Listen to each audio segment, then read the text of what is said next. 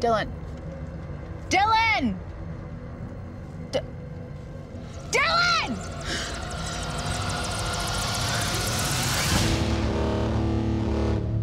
Dylan now realizes the truth of his parenting, and he realizes that Norma's his mother and his uncle is his father, and that's just a horrible piece of information that's dropped on him. There are some things in life that have consequences, Norma. I'm a consequence. Dylan is just broken. I mean, he's totally broken and defeated, and I think he was starting to have a more positive outlook on his life, and now all of a sudden everything's come crashing down on him again. You had sex with my mother. Did you know I was your son? I don't think Caleb had a clue up to that moment that Dylan could be Caleb. She told you that?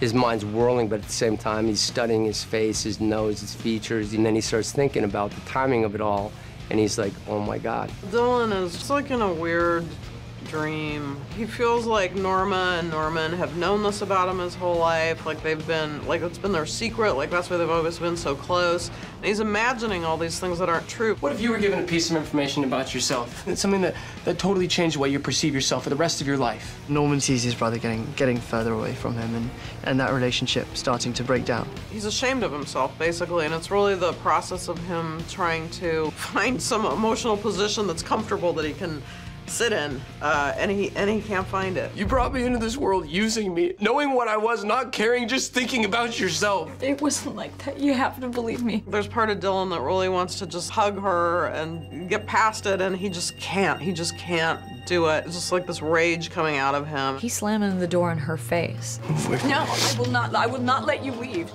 Move away from the damn door!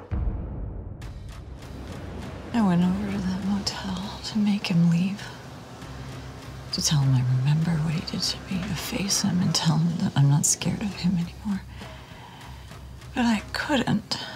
Norman sees that his mother is just in an incredible state of emotional distress over this guy, and he decides that it's got to be his responsibility to do something about it. What do you want? We need to talk. He's really protective, obviously, of his mom. He completely believes what she's saying. He never has questioned it about Caleb being this sort of scary, monstrous person who molested his mother. Who are you?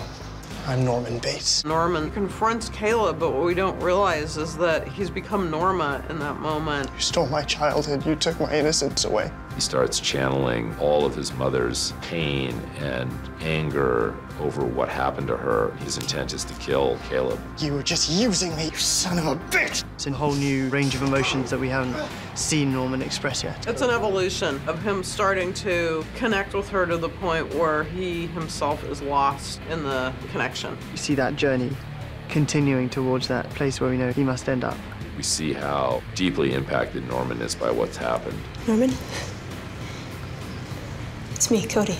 At the end of this episode, we really see what Norman's capable of when he goes into a trance. There is another Norman Bates, and that Norman Bates is capable of incredible physical violence. And when is this going to fully cut loose? When is Norman going to become kind of a version of that guy that we know in the movie? I've never seen anyone go into a hole like that. I mean, you were like not there. What's the crisis? Someone burned down Romero's house. What? I'm gonna bury you and your little business in the ground. And that's the kind of girl that can get you in trouble.